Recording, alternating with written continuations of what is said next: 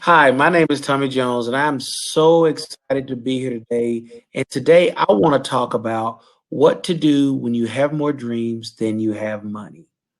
Has there ever been a time in your life when you knew you were called to do something? You knew you had the ingenuity, you had the passion, you had even the know-how, and maybe even you had some connections.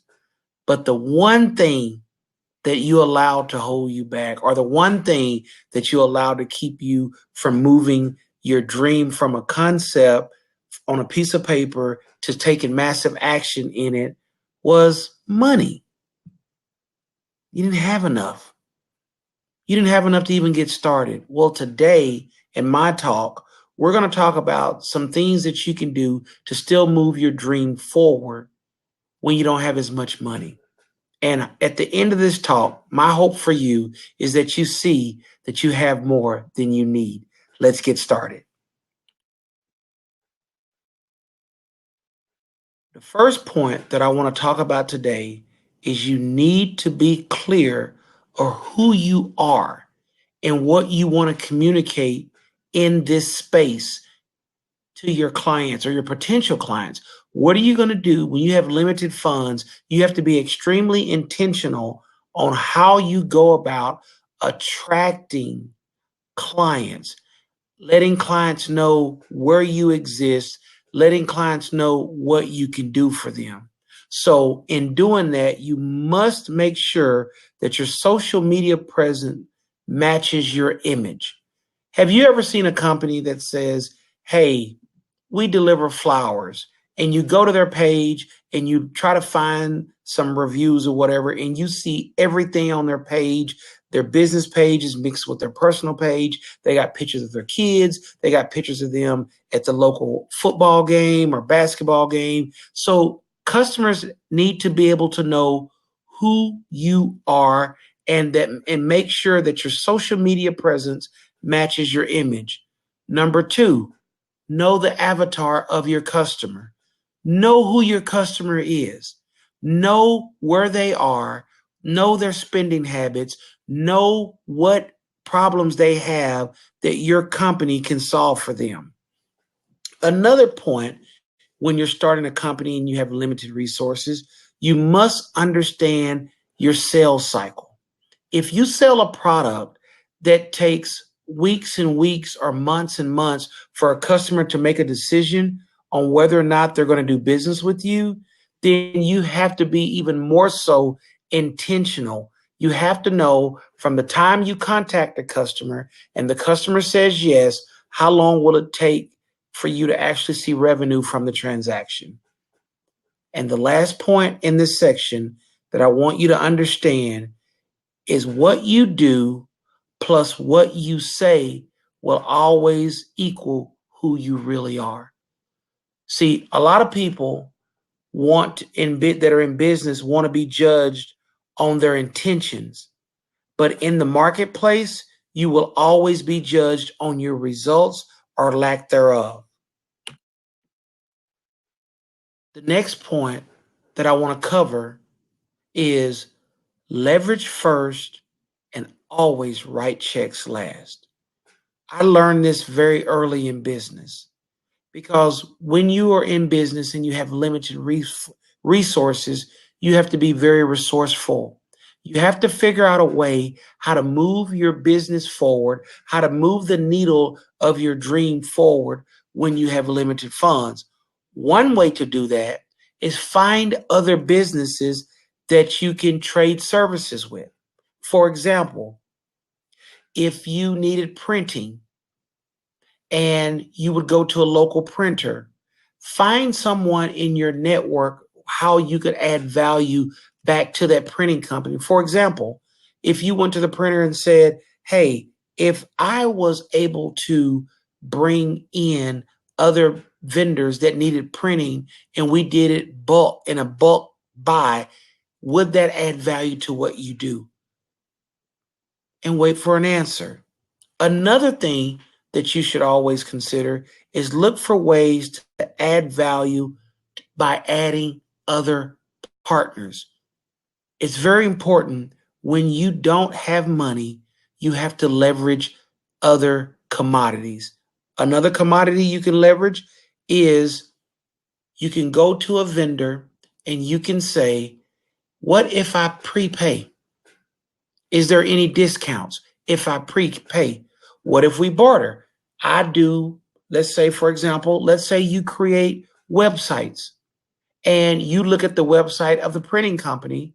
Either they have a website or you could up level their website. And you could say the value of this is $1,500 and see if you can barter with them for goods and services. Another thing is you have to understand that the cash flow cycles in your industry. It is very important that you understand, for example, that if you're doing business with a company that the bulk of their business is done from April through August of the year, then you may want to do business with them before their peak season because they would be more inclined to leverage other things. In this section, I want to talk about finding help. Help is always available. You just have to make sure that you're looking in the right place for it. The first thing that I would strongly suggest that you do is research your subject thoroughly. Whatever business you want to go into, you have to make sure that you have become a subject matter expert in that. And you have to get extremely hyper local, meaning that you have to be very granular with the products and services that you're choosing to serve your community with. If you, I don't know, if you're going to open a t-shirt business, then you may want to initially only target your sales towards women, children, or maybe athletic sports, and then grow your brand as your business grows. Number two, find your blueprint.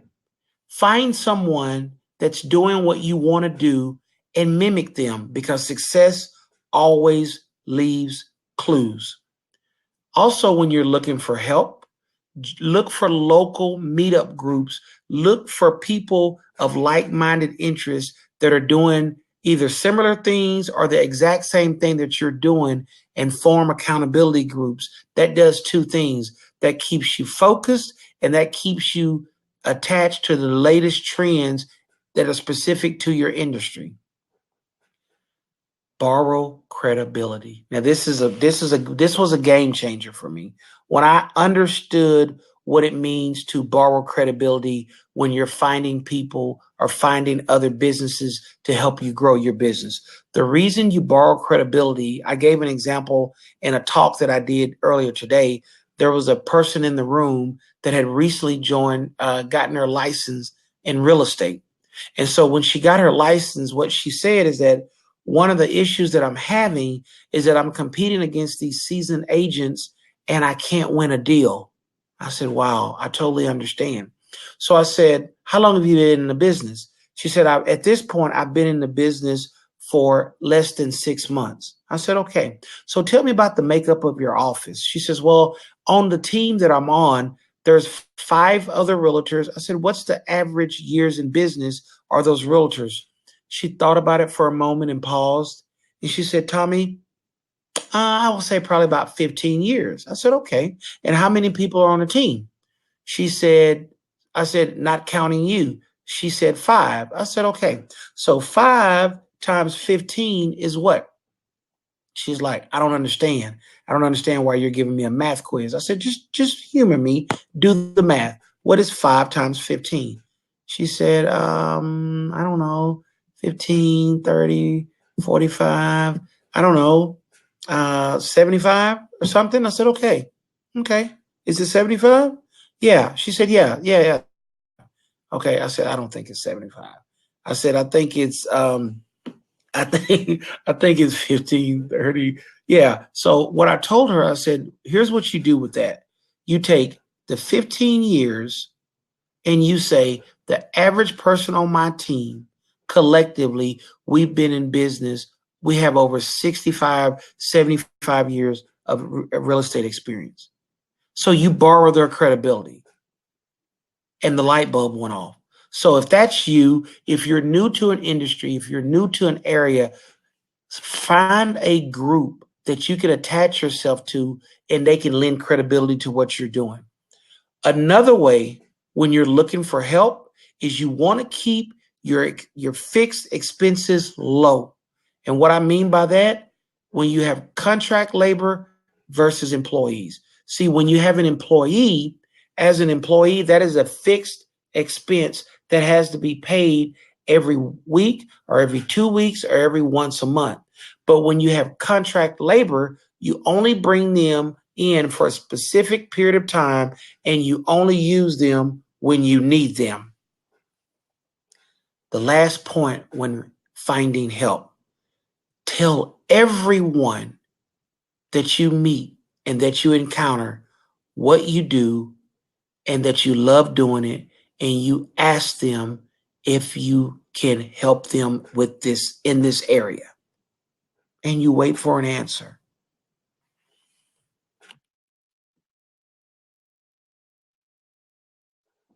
The next topic that I want to talk about is marketing on a budget.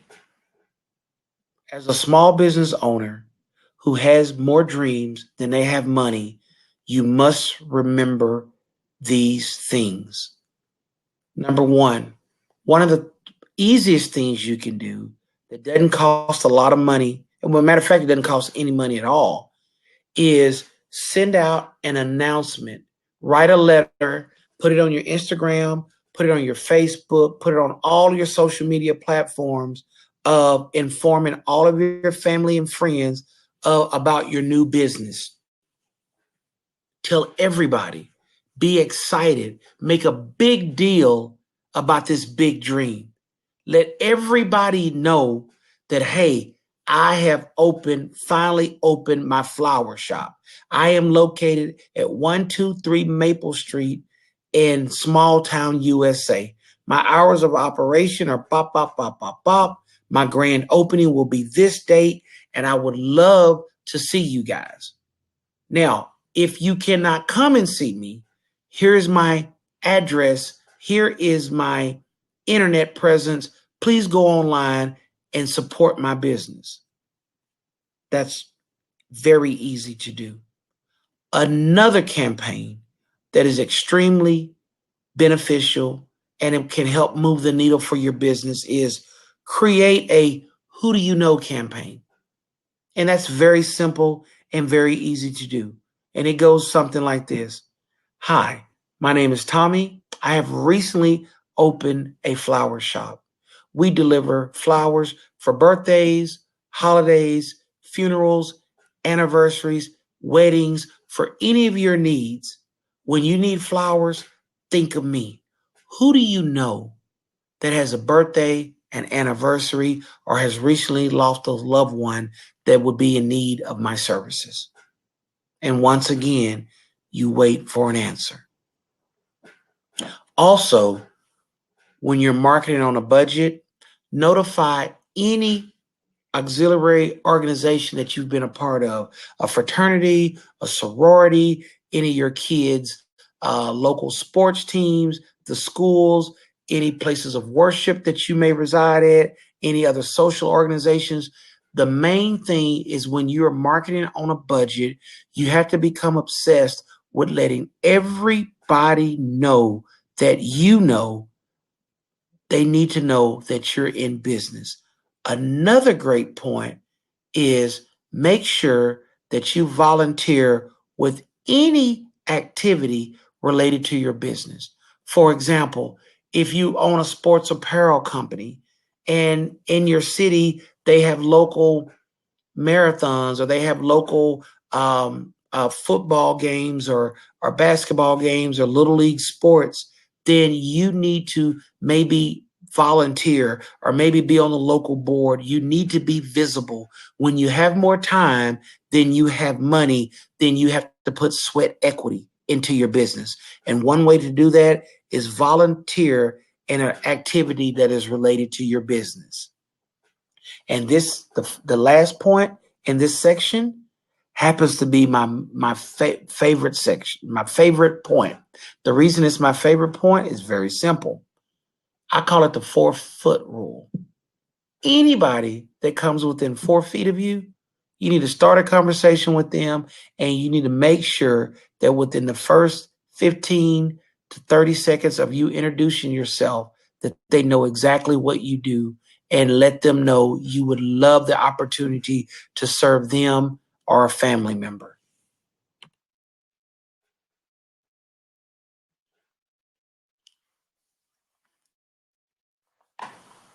When you're in business and you have more dreams than you have business, you have to make sure it's a mandate that you create an unforgettable experience.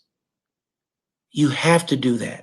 And when you create an unforgettable experience, one of the things that happens that we see all the time is you have to create a with them. What's in it for me? Your customers will think that. What's in it for me as a result of me doing business with you, as a result of me buying your product, as a result of me attending your seminar? What do I get out of it?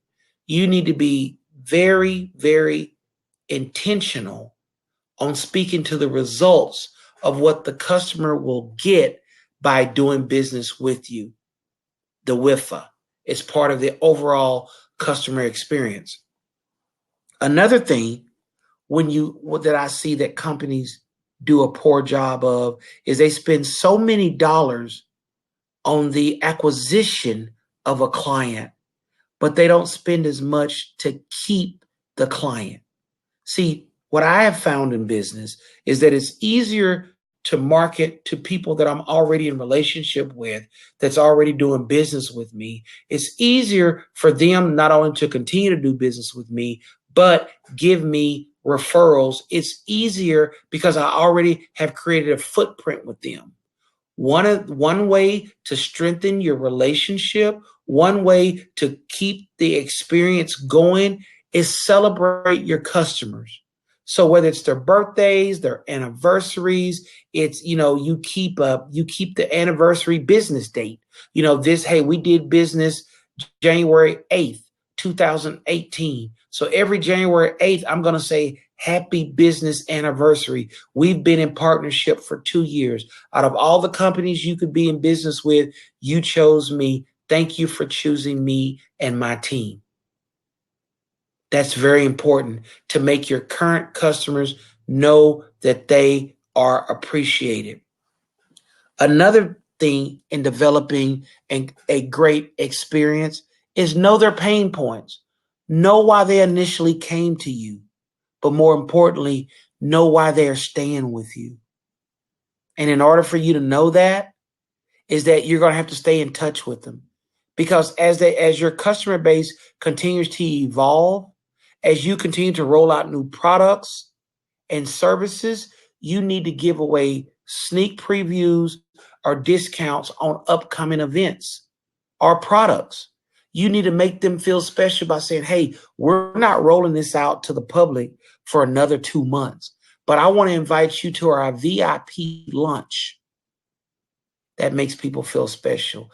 That helps cement how you create an unforgettable experience and a customer experience with you and your brand. Also, make sure that you engage with the customers, or you touch your customers a minimum of 4 times a year. I personally suggest you do it more, but it needs to be at least 4 times a year. And ways that you do that, it could be automation, it could be a phone call, it could be a card, but make sure you touch your customers. And by doing this, when you touch them on a regular basis, 2 things will happen. It will strengthen your relationship and your partnership with them, but it will also make them an advocate for your business. There's a study that says when a person is happy with your service, they will tell 0 to no people. But when they are upset with your business or lack of meeting their expectation, they will tell up to 10 people. 10 people. Now, how do we reverse that? How do we teach our clients to be an extension of our marketing? How do when you don't have a budget, when you don't have a lot of money, you have to make your current clients your walking billboard. How do you do that? You make sure that you always create a win-win situation in the experience. Make sure that when they leave you, whatever your price point is, they always feel as though they got more than they deserved or more than they accepted or expected. Make sure you know their pain points. Remember why they came to you and continue to solve those problems. Make sure that you give them any VIP access for anything you have coming up. Celebrate, celebrate, celebrate them. And by doing these things, I promise you, your business will grow by leaps and bounds. So when you have more dreams than you have more money, you have to make sure that you be clear in who you are, that you don't confuse your clients, your customers.